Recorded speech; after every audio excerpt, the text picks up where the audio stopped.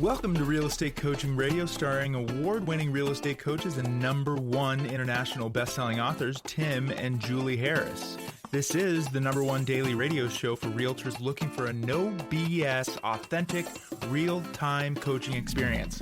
What's really working in today's market, how to generate more leads, make more money, and have more time for what you love in your life. And now your hosts, Tim and Julie Harris. Hey, cool news for all of you guys. We are finishing up our 3-part series on the DISC personality style, and we are going to tell you, well, you know what? Heck, I'm not going to make you wait for it. I'm going to tell you right now how you guys can take your own personalized DISC personality profile. And the best part of this, it doesn't cost you anything. Taking the test doesn't cost you anything. So I'm going to give you the instructions on how to do that now. I was going to hold off and make it homework for today's show, but instead I'm just going to give you that information now. And then Julie and I are going to get into the weeds, and we're going to be talking about the S personality style and the C personality style, right? Got it. So here's what you guys have to do. And this is something we've prepared. This is taking the test and getting the instant results costs you nothing. And all you've got to do is text the word you, as in YOU, to 47372. So text the word you, as in YOU, to 47372. Now, when you do, you're going to get a text back, and the text is going to say, do you want to receive text from Tim and Julie, including the information you've asked for? You text back the word yes, and then we text you back instantly a link to take the test. Now, here's the cool thing about the test. It's you. It's your computer. It's you answering from very simple and fun questions. It does take about 10 minutes, but then it instantly gives you a personality profile. It tells you what your strengths and your weaknesses are. And then if you use the notes from these past 3 shows on the DISC personality style, you'll then be able to have super spy secrets, It is really cool when you learn how to use it. It is amazing. Yeah. Well, it's because once you understand yourself, then you can start that's definitely the place to start with these personality profiles. And then after that, you can move to understanding other people, and you can use the notes that we gave you on the first of these 3 on this 3-part series to then determine what somebody else is. And ultimately, the way you use this is so when you're in any environment, sales or personal environment or interpersonal environment, you can then adjust your personality profile to fit the person you're talking with. And you'll magically find you not just start making more sales, but you start becoming the person you've always wanted to be and having a lot more interpersonal relationships, better, frankly, better communication with everyone.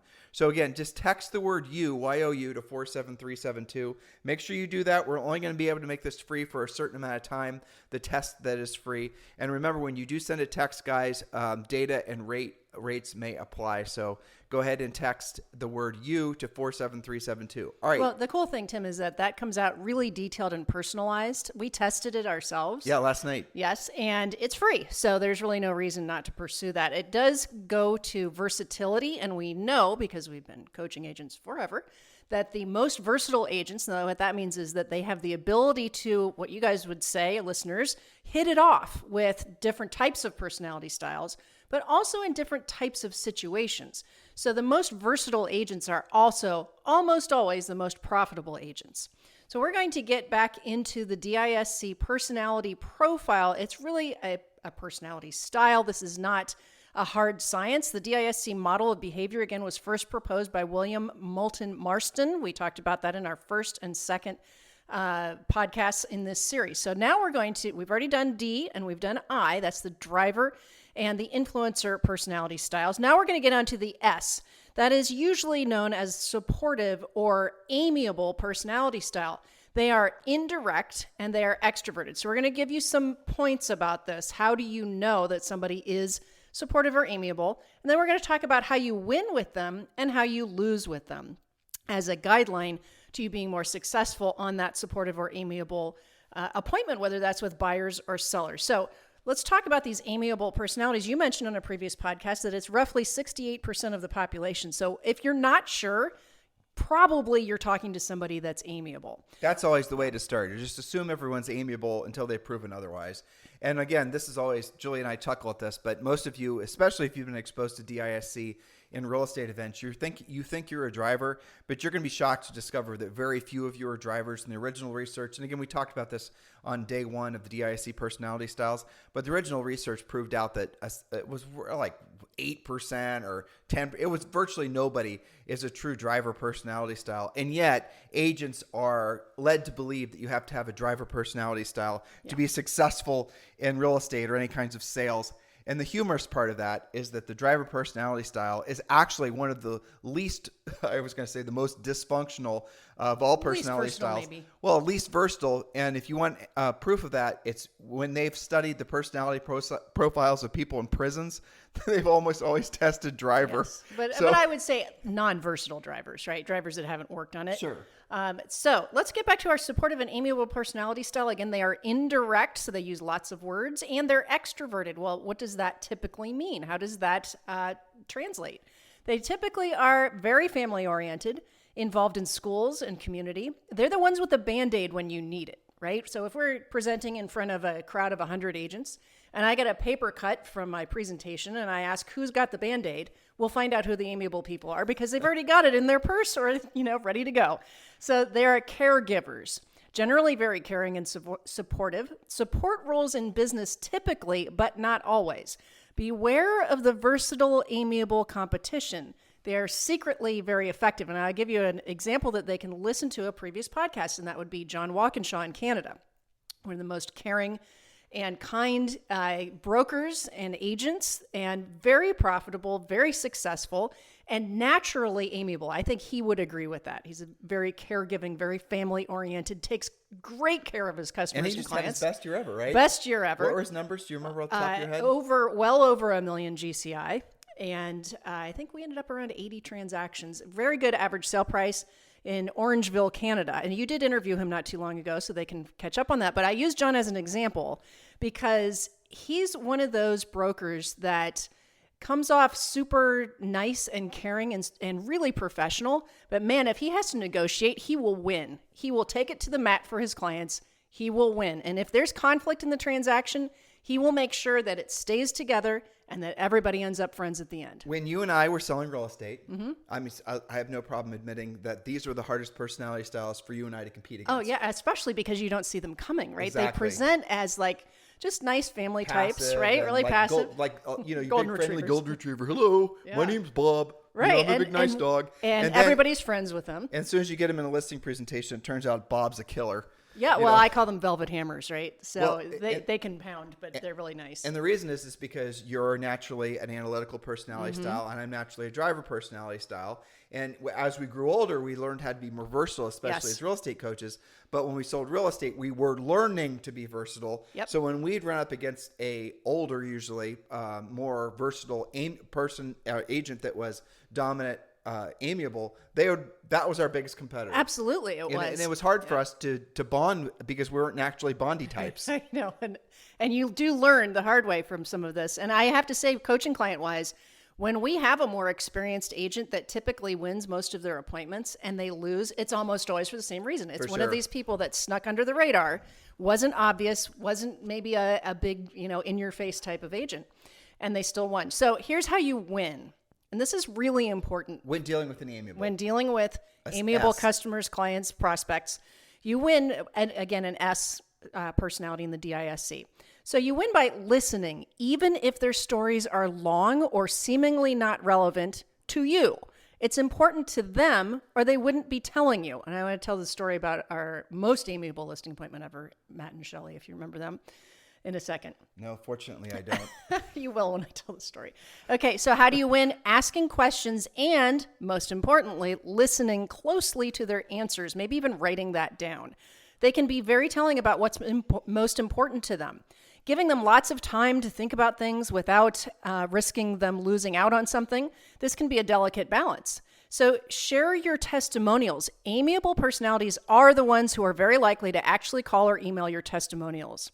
Here's another thing. Eat what they offer you and compliment what they made. If they spent all day making you cookies, don't refuse, okay? Even if you have to nibble, that's okay. Lots and lots and lots of communication. You cannot over-communicate with an amiable personality style. Allow them to get to know you without getting too personal. So for example, as I remember it, are most amiable. And I remember this because you and I are more of the D and the C. So we're not really in their camp, generally speaking. So we go to, I can't remember how we got there, but we were at a listing presentation, Matt and Shelley on Stafford and Worthington, which we ended up buying. But so if you recall, they had all of their cruise pictures ready. They had a meal made for us, not just cookies and water, but like a full dinner made. And they were planning absolutely on spending the entire evening with us. And I remember this was like way amiable because both of them were amiable, right? But here's the thing. We had a lovely evening with them. We asked them lots of questions. They gave us a tour of the house. They showed us pictures. They fed us it was probably a 3-hour appointment. Can I give you a driver response to your long story? Cut to the chase. Yeah, cut to the chase. We took the listing. It's taken me 27 years since we went on that listing appointment to forget about it. Get over it. Because you still have to run around the block 14 times to get over it. That's my non-versatile driver response to Julie sharing this painful, amiable memory with me. But listen, it was a bit painful even for me, and I'm not nearly as driver as you. I do remember, but I didn't remember until you started telling me. Yes, but they're very sweet, nice clients. They bought and sold with us 2 or 3 times. They sent us a whole bunch of referrals. Of course, all of their friends are amiable too. We did buy their house through our guaranteed home sale program. Probably because it was faster. I don't know. And we had to end the pain, so we couldn't sit through them during the time of listing it, so we just bought it. Exactly. Okay. And we still own it. And we still own it to this day, actually. Okay. So you win by listening. Again, the reason I tell the story of Matt and Shelley is because, to us, it would be easy to say, well, what do your cruise pictures have to do with getting your house sold? But to them, it was important to share and to bond. And that is where a driver or an analytical personality style loses. If you seem or are impatient, if you're obviously anxious to get out of there, you will lose every time with that personality style.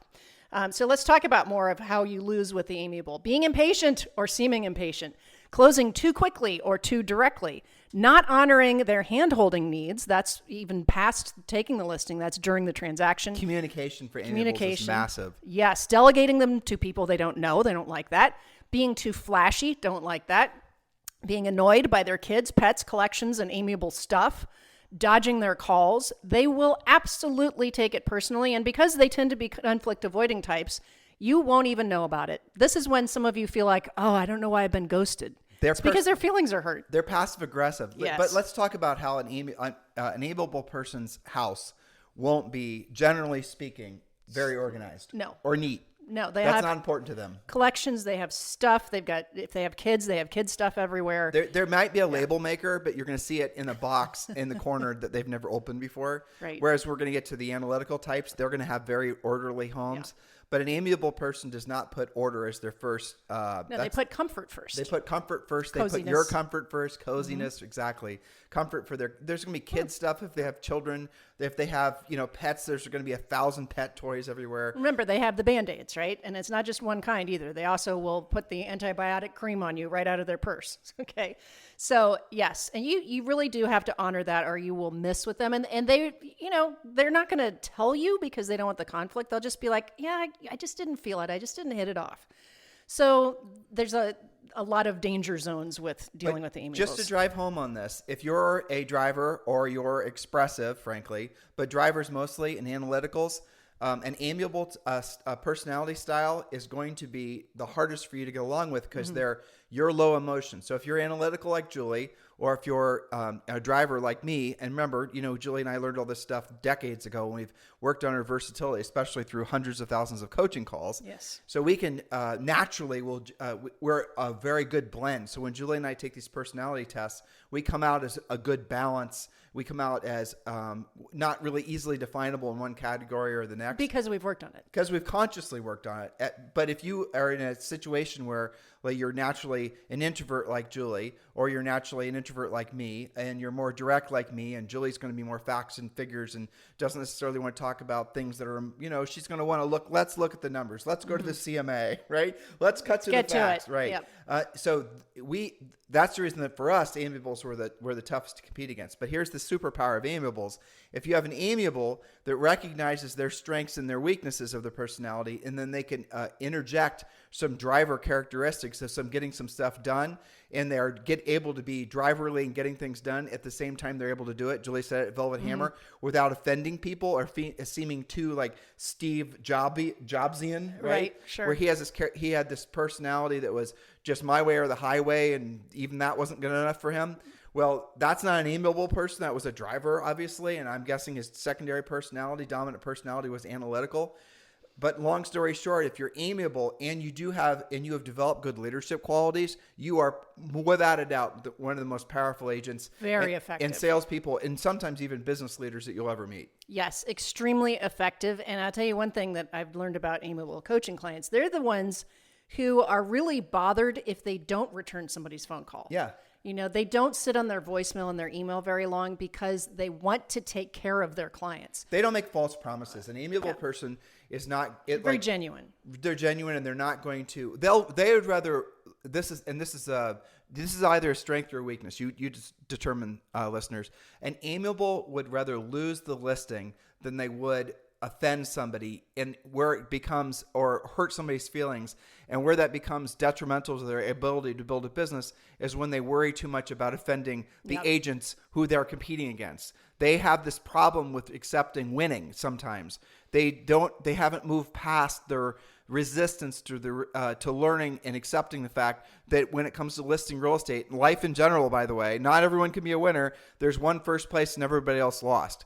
And an amiable person doesn't want to offend somebody. Now, if you make it even more complicated, than the agents they're competing against are people that they know, and they know that those agents are going to have their feelings hurt if they take the listing. That's the reason a lot of amiables turn away from doing things that require competition. And that's the reason a lot of amiables lean into working with buyers, because in those situations, it's all relationship based. So if you're an amiable and you realize that I just sort of hit the nail on the head with you, you can move past that. You don't have to lose your soul and learn how to be a listing agent. We specialize in teaching agents how to move past being reliant on buyer leads and how to learn how to be powerful listing agents. That's what we do. That's our primary focus of our coaching organization. Many of you are ready to join our coaching organization. Many of you are ready to move forward, and you're tired of essentially kicking the can down the road, learning how to be a powerful listing agent. Here's the simplest thing that you can possibly do. Just text the word Harris to 47372. Text the word Harris to 47372. And when you do, we're going to text you back a link. You can download the Real Estate Treasure Map, which is your fill-in-the-blank business and life plan. And also, you'll be entitled to a free coaching call with one of our new member coaches. So text the word Harris to 47372. Go ahead and do that now, guys. It doesn't take any time. And you're going to get a link to download the complete treasure map when you simply text the word Harris to 47372. And remember, guys, a message and data rates may apply because you are sending a text, but go ahead and text the word Harris to 47372. All right, where were we, Julie?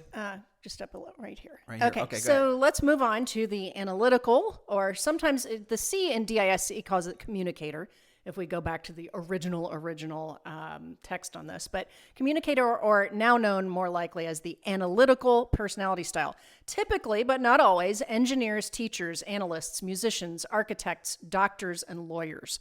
These, if you think about that list, and there's certainly more to that list, but that's very typical. These are detail-oriented people, detail-loving people. They don't mind the detail. They like it. They're the spreadsheeters, right? So you win by facts and data, spreadsheets and proof, a logical presentation, a detailed comparative market analysis, and showing that you pay attention to details. And I'm certainly not, we use ourselves as the example because they know us from listening, right? Most of them. I'm not as far off the charts as analyticals go, but I'm pretty solidly in that camp. But I very much remember learning the lesson at, again, listing presentations, that you don't want to not have the comps that the seller does. And I remember many times, actually, sellers bringing out their spreadsheet, because here's the thing. When you're a seller and you're analytical, even if you're maybe on the driver end a bit, you are keeping track of comps. Well, you're going to sell in 90 days. You're going to keep track of your comps. Nowadays, it's super simple because they're way easier. Of course, they have the incredibly reliable Z estimates. Of course, we can't forget that. Not incredibly reliable? What are you saying? I know. Hold on. Zillow used their own Z estimate, cost themselves $20 billion. Yeah, that's how accurate that is. Oops. Well, but the truth is you have to obviously go prepared on listing appointments, and really when you're working with buyers that are also, knowing their personality style works too. But again, let's pretend you guys have an appointment tomorrow. Great seller, great price range. You've actually pre-qualified them. You know their motivation. You know what they owe. You know what their time frame is. You've sent the pre-listing pack. You've followed all of our 7-step listing process. Go back and listen to the podcasts we did on that. You are totally locked in, ready to go. Yep. But you have not followed one of the steps, which was figuring out essentially based on what they do for a living and what you know about the community in which they live in, you haven't used the secret sauce of knowing personality styles to your advantage. So if you know, for example, like Julie was just talking, she was rattling off all the typical, communicator, analytical personality types what those people do for a living. Well, like, for example, the person's a doctor and you're assuming all doctors are analytical. Well, not all doctors are analytical. Most doctors, like, for example, we had a real estate client named Charlie Bush, and he was one of the most famous heart surgeons, cardiologists in all of America, and he worked at Riverside Hospital. And this guy was a big-time driver. And it turns out a lot of people, he was not just a cardiologist, he was a heart surgeon. And a lot of heart surgeons and a lot of surgeons in general, doctors that do surgery, they're driver types. And I remember like when we had a lot of other doctor clients, and most of the doctor clients we had were amiable and then analytical. So they were more personality based, getting to know you, and then they were analytical. They wanted to get to know you first, and then they would, basically supplement needed knowledge with spreadsheets and, using the numbers and whatnot. Not Dr. Bush. Dr. Bush was, I don't even want to know you. I just want you to provide the service and get the hell out of my house. Tell me when the contract's here. Exactly. And I remember one of our French bulldogs talking about doctors. He had what was that horrible surgery he needed? Oh, Louis? he had his, I think that was his what was it called? Ear thing, vestibular surgery. Yeah, but it was they had to remove the inner. It was from his something on the inside of his head was pressing on his brain, which but you made don't remember him what the procedure dizzy. was called? Yeah, it was I some will in a second. Gruesome name, yeah. As soon as you try it, but it was something all unusual, gruesome, yeah, and scary. Yeah, scary. And he wasn't even very old. He was 2. He was 2, and we same age as Maxie now. And so we took Louis to the vet, and the vet gave us 2 options. And the vet said and Julie and I had a pretty good understanding of DISC and what he was trying to say. So he comes to us and he said, you have a choice of 2 surgeons. These are the only 2 I suggest for this procedure. One is going to get to know you. He's going to hold your hand. He's going to, invite you over to his house and roast marshmallows and sing songs with you. I mean, I'm exaggerating and trying to make you guys laugh. He's going to try and make you feel good about it. But he was very amiable. And he said the other guy is not going to want anything to do with you. He's going to come in and do the procedure. He's not going to want to talk to you. He's not going to want to meet with you. He's not going to want to hold your hand before or after. But he's the best I've ever seen at doing this procedure. And Julie and I didn't have to think about it. Nope. We want the best, and we don't care if we like the guy. And so that is for example, you guys have to learn that just because don't start pigeonholing people is what I'm trying to say. That's true. And Dr. Levin had an understanding. He wouldn't necessarily call it, I'm going to explain to you about the personality styles of these 2 surging options. But he had an understanding of that. And I think it's interesting you bring up doctors because it's not enough to just know they're a doctor, right? Look them up, find out what they do. Pediatricians tend to be a bit more amiable, for example. That's the nice thing about, right. They better be, right? Imagine a driver pediatrician. I mean, the kid crying would drive him crazy in 2 seconds. But that's the nice thing about social too. You can do a little spying on people. So much more. Going to let them know exactly what, is important to them. And the nice thing also about social, if they don't use their page exclusively for business, is that you can see what they do when they're not working, and that really gives you an insight. And go back and listen to the 2 previous podcasts on DISC that we did, because then we are suggesting to you guys the real way to find out what somebody isn't how they present when they're in their working environment, but what they do with their time when they're not working. If they're doing introverted type things when they're not working, that's going to give you a real window into them being probably a driver or an analytical type. Versus if you see pictures of them going to what was that concert that was in Puerto Rico that everyone was fighting? Bad Bunny? Bad Bunny. I know. What's up with that? I know, but we can't say we don't know what Bad Bunny is, otherwise we'll seem totally out of touch. But I guess there's a singer called Bad Bunny. Yeah. I guess he's got a clothing line or something. It's pretty expressive. Yeah. But anyway, so when you saw pictures of people at the Bad Bunny party on Instagram, well, you kind of got an indication Probably not introverts. Probably not introverts. You guys get the... Yeah, but there are so many twists to this. It's interesting. We can talk about, friends and clients and stuff like that. But you remember one of our neighbors in Puerto Rico who presents as like surfer dude. He's always out like on the golf cart with a surfboard and just looks, I just thought he was somebody there doing his surfing thing, right? And then one of our other neighbors said, well, you do know who he is, right? And I'm like, well, tell me more. Turns out he's like this crazy scientist engineer who is like the world's expert on lithium batteries. Oh, you're talking about the guy that lives down the way of Teague, yeah. With the French Bulldog. So I knew him through the Frenchies, which is kind of amiable. And I knew him just passing him out on a dog walk as he's going to the beach thinking, that's kind of cool that you get to surf all day. And it turns out, and so what did I do? I went to social and I thought, well, isn't that interesting that he was presenting in Bolivia to this huge crowd and to the government about how to turn them into a lithium country or something. I don't know. Well, I'll tee you up. But, you know, it's interesting. I'll tee you up to talk about analyticals. Yes. So you have met Ricky Martin on the beach in Puerto Rico in our neighborhood Yes. more than once. Mm-hmm. And he is not expressive. He is definitely analytical, definitely an introvert by nature. Yeah. And we have never ever once seen him out and about, other than those few times you've seen him on the With beach. him and his kid, him and his dog, you know, something like that. On the beach, but by themselves. Absolutely by themselves. Now we've seen other people, and where we live in Puerto Rico, where they're, celebrity types. Yeah. And they have, obviously, they're extroverts naturally. The party's on all the time. Exactly. Yeah. And we've heard about these things going on. We've seen them going on. Whereas you see Ricky Martin early in the morning with his son, with their dog on the beach. To the point where I didn't even recognize him until I had passed and thought, well, isn't that interesting? And I thought, Oh, no. Well, my thought, keep in mind, this is like 7 o'clock in the morning, no coffee. It hits me. That was a nice looking young man. And I thought, I kind of look like Ricky Martin. And I looked it up and like his Wikipedia or whatever came up first was exactly the person I just saw. Well, there was no question about it. I like how you said young man. You realize he's our age, right? Well, of course. I know. But I think the point is, and we didn't really drill down on this, but when you take the test that we'll send you, it gives you some examples of the fact that how people are in business is not always how they are personally at home. And this is one of those tests, a little bit of versatility, right? So I think we would all agree that on stage, Ricky Martin seems about as expressive as the day is long, but in person, he's more of an introvert. So the reason we're sharing all these silly stories with you guys is so you understand that's versatility. That's trained versatility. That's learned versatility. You can do it too.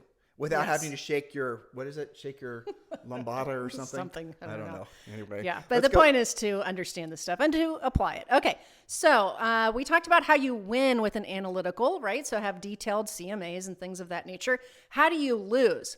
Being sloppy in your presentation, especially your CMA, making light of their need for facts and stats. Well, how do you do that? You do things, maybe you promise to get more facts about their price, and then you get irritated that they asked and you never follow through. Analyticals don't like that. Frankly, being caught with your pants down and them knowing more than you. That's the greatest way. bad. And not all analyticals are going to want to shish kebab you, but they're not. See, an analytical also is going to be indirect. So if you piss an analytical off, they're just going to ghost you. They'll be like, note to self, didn't have any real comps. Exactly. And they won't tell you why they didn't hire you. You just won't get the listing. Whereas an amiable won't tell you, and then they might wait for you in a dark alley and shiv you. You know, I'm trying to make you guys laugh. But these are the things you have to understand. You're not going to know why you lost with an analytical or an amiable a lot of the times. You're going to have to go in over-prepared so you don't lose and don't have to worry about why you lost. Well, it is better to go in over-prepared and then back off if you went too far on that, and maybe they're not all that analytical, but aren't you glad that you have those comps just in case? How else do you lose is by being overly emotional or expressive, just kind of makes them uncomfortable. Trying to close emotionally versus factually or logically. And I'll tell you another one that I should have had on this list is being late. They hate that. And I remember listing presentations where we showed up and they had actually kept track of agent name and when they showed up 5 minutes late. Totally. I remember when you and I first started selling real estate and we got our acts together really quick. We listed and sold over 100 houses our first year. And one of the ways we did it was quite simply, we put together a pre-listing pack. And our pre-listing pack, I don't even remember it in our first year, wasn't good. I'm sure it wasn't. How would it have been? Right. Because what we did is you and I spent, this was before the internet. Good Lord, are we old? Okay. And so we traveled around the country and we visited with top producing agents and we paid them typically $2,500 to spend the day with them. And we would grab all their collateral. We'd grab if they had pre-listing packs or listing presentations, and we began to put ours together. Probably 10% of what we gathered was really useful. A lot of it was too ego-y about me type stuff. But when Julie and I found something that was really worth it, then we would include it. And the evolution of that is now the current pre-listing pack we sell to our coaching clients. It's included with our premier coaching program. But one of the things we quickly learned is that when you're learning this personality stuff, the drivers and the analyticals are low emotion. So if you're high emotion, naturally, if you're an amiable or you're an expressive, and you're not winning business from sellers that are analytical or drivers, it's because you're showing too much emotional. But this is one of the things we learned, and this was a very important lesson for Julie and I. Show emotion without being emotional. Now that tells you that as a driver or an analytical who's naturally low emotion, that you do have to show emotion when you're working with someone who's amiable or who is expressive. Otherwise, they won't like you. You have to warm yourself up right. a bit. You don't stop trying to make the world revolve around you. It never will, and you are going to continue to lose if you think and act like that. You have to basically adapt and be more versatile for other people.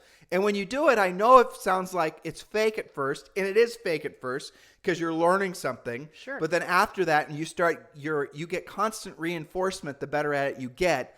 And then the better at it you get, the more you want to do it more because you're getting more reinforcement. Positive reinforcement is surrounding you. As you're making more friends and earning more money, you're realizing, holy tamale. And I remember, and I told you guys when Julie and I started this 3-part series, this stuff, when we learned it, and when we were exposed to it, I should say, it was some of the most influential stuff in our formative years of learning how to sell real estate, build a real estate business, because of the fact that it gave us a roadmap to move away from our dogmatic approach based on our preordained behavioral styles.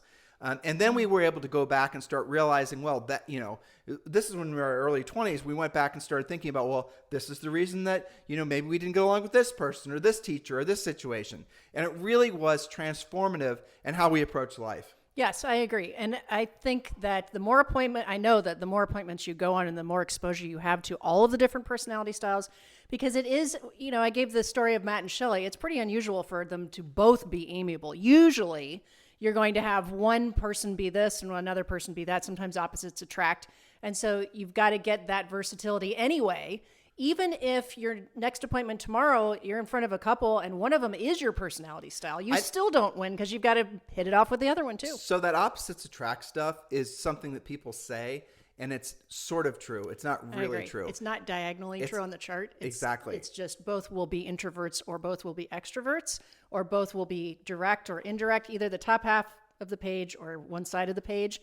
It's really unusual. For example, if you look at from our first podcast on this, the DISC chart, D's and S's usually are not a couple, and I's and C's are usually not a couple. It's usually D's and I's, S's and C's, or some combination of that. They at least have something in common. Not only not a couple, but you often don't see people with not friends. Even friends. Right.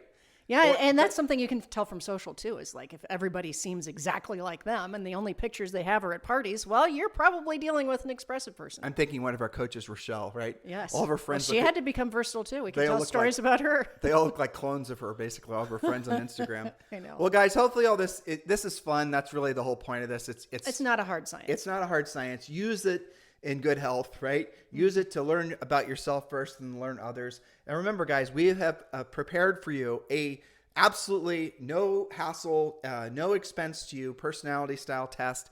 You can take the test now, sit down. It's going to take maybe 10 or 15 minutes, depending how laboriously you go through the questions. And yes, it's questions based. And take the personality test and learn about yourself. It doesn't cost you anything to take the test. Just text the word you, Y-O-U, to 47372. Text the word you to 47372. Remember, message and data rates apply when you're sending a text, but go ahead and text the word you to 47372. Taking the test doesn't cost you anything. Once you've taken the test, you'll get the results instantly. There's a little monitor on top that tells you how fast you're progressing, but have some fun with it. And then have your partner, have your wife, have your husband, have your kids, have your workmates, have your team members, have everyone you know take the same test. You can send them the same link, have them text you to 47372, and then they can take the same test. You can compare results, and then go back and listen to these past 3 podcasts, and then you can put the pieces together.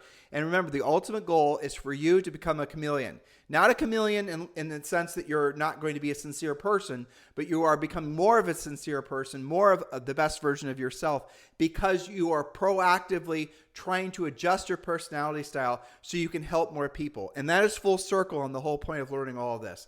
Not only is it fill in a lot of the gaps for you personally and interpersonally, but it's also going to help you be in the position to help more people at the highest level, which is going to give you a richer, in a literal sense, fuller life with a lot more companionship, a lot more, I just think back to when Julie and I were in our early 20s. We're natural introverts. Mm-hmm. We were able to still sell a lot of houses through brute strength and will, mostly. Energy and enthusiasm. But as we expanded our business, as we sold more houses, as we ventured in the coaching business, this DISC stuff became an unspoken language. It almost became a subconscious way for you, Julie and I, to communicate. Mm-hmm. That when we were preparing ourselves for some meeting or a listing appointment, to keep it very practical or whatever, like if Julie's telling me about a coaching client, she is going to tell me what their personality style is. And that's going to essentially save like 10 hours worth of describing the person, mm-hmm. just by Julie saying the person's analytical. I got it. Yeah, all the coaches talk about this all the time when we're helping people.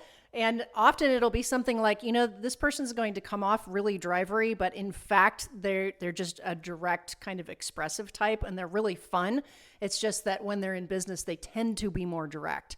And so this is a way of communicating. It's not that you are, and I caution people, don't over-classify and take this to some kind of a crazy level that, oh, you're too nice because you're amiable and you're not going to be able to close anybody. We're not talking about that. We're talking about developing your versatility so that you can work with a lot of different people. That's what the golden stuff is. It's not this is not a diagnosis. It's just a profile. And let's not go negative, but when this stuff is sold to you guys as being their specific personalities that you need in order to personality styles and profiles you should have in order to be successful, that's just complete bullshit. It's crap. Because you can be successful no matter what your personality style is.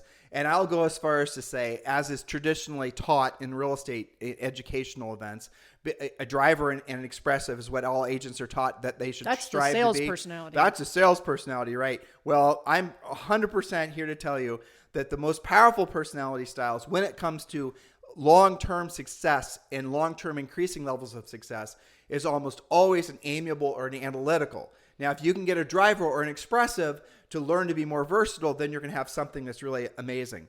But it's just the complete opposite of what these, I think, short-studied people are teaching, and they're just passing along. Most of what you guys hear is the same bad information that's been passed along since the 90s, and they're just regurgitating what they heard. I was watching a video on YouTube. I got an email from a gal that wants to be on our podcast, and she describes herself as being top 1% of agents and 1% of real estate coaches. Well, I'd never heard of her before, so I knew she had to be sort of fibbing with regards to the real estate coaches especially. So I read the rest of her thing, and I did some homework on her, and then I listened to a little short interview because we get probably 2 and 3 requests of that type of thing a day for people to be guests on our podcast. And I take them all seriously. Sure. And I can't delegate it. So let's pause here for a second. Because you're a versatile driver, you don't just summarily blow them off. You do your research. Yeah, because I want to make sure that we're exposing you guys to people that are frankly full of shit. Yeah. And so I started listening to her talk, and I discovered that she was indeed, as we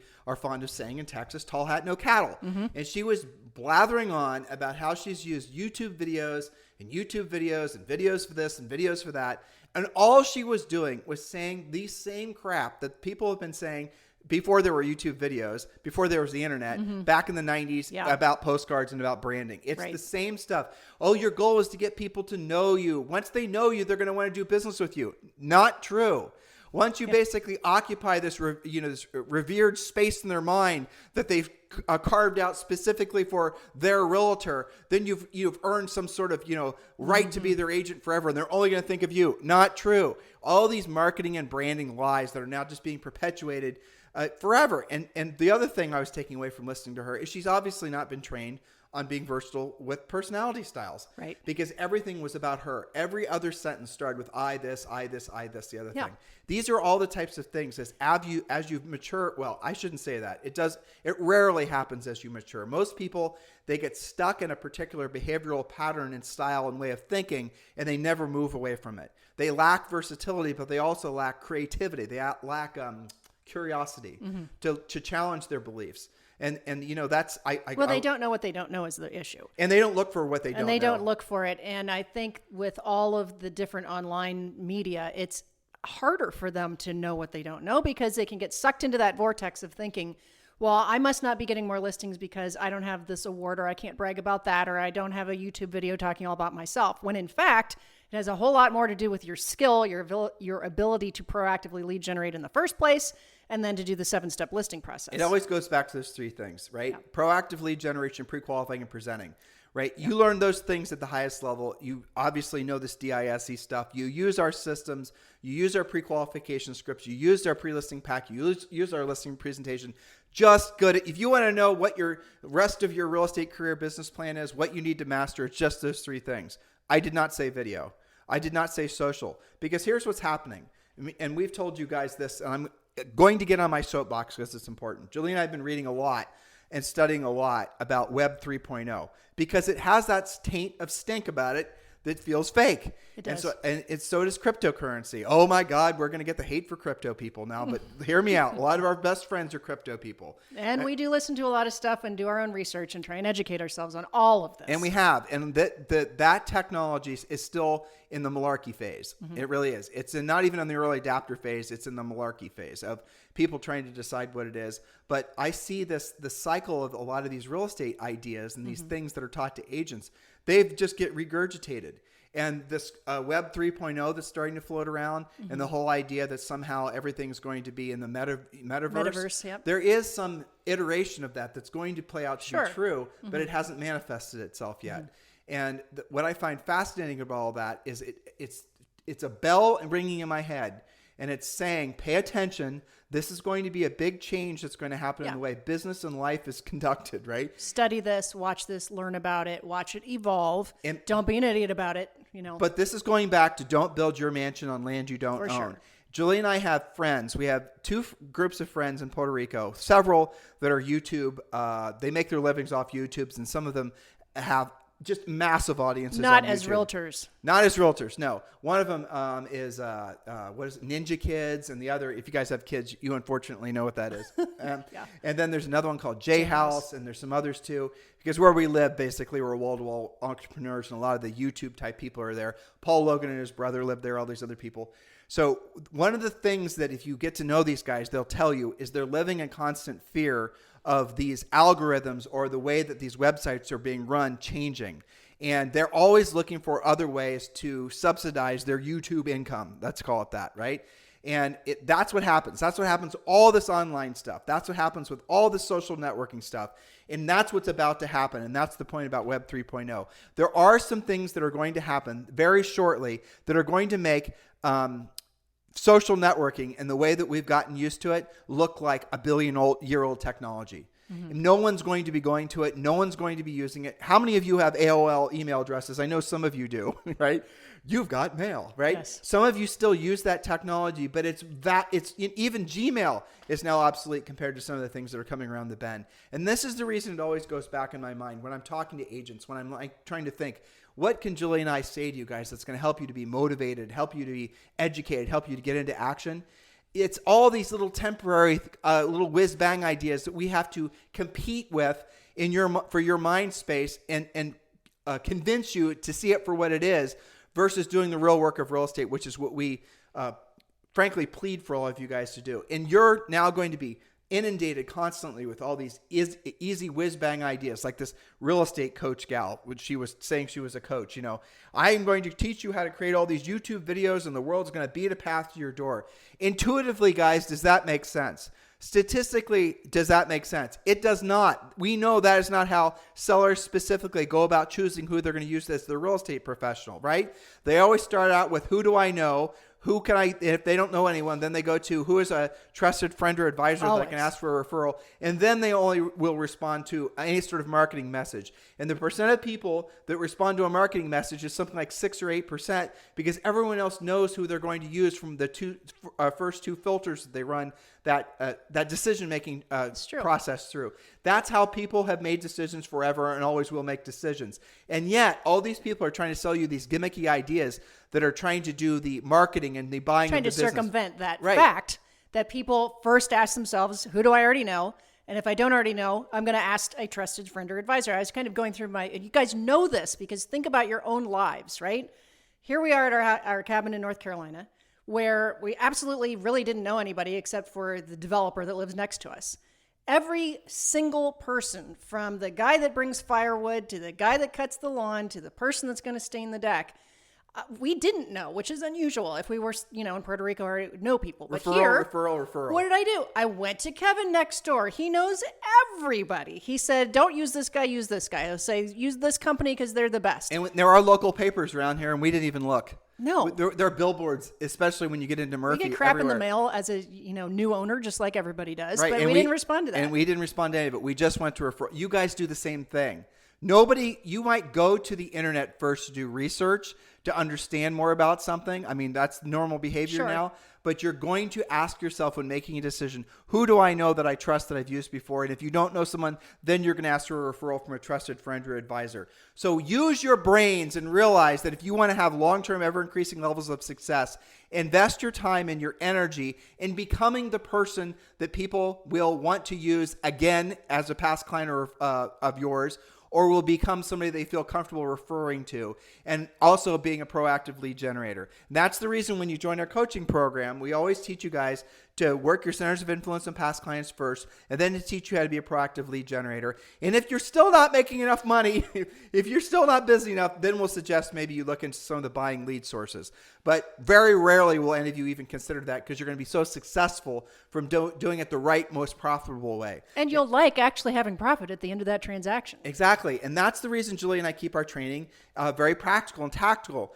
And that's the reason we really drill down on this personality stuff. So you guys can, okay, I've learned something today. Tool. I feel a little bit smarter. I feel a little bit more confident. I'm going to go out and apply the information.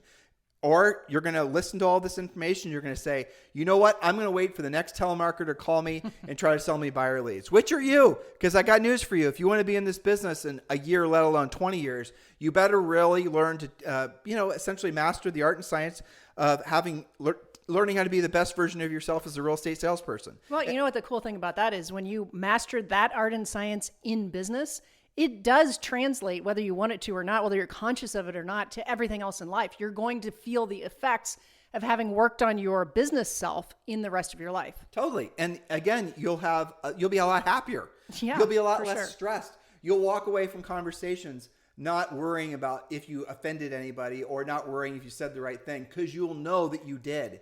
And, it's going to be, life itself opens itself up, and you'll want to travel more. If you allow for it to. And you want to have more different experiences. And your world doesn't get smaller the older you get, as most people's world does get smaller the older they get. But as you learn to be more versatile, it gets bigger and bigger and bigger, because you realize what an amazing gift life is. And the amazing gift, frankly, being a real estate agent is. And the amazing gift that a real estate agent is, especially listing agents are. Yes, that is a gift. So in the meantime, take the personality test. It's free.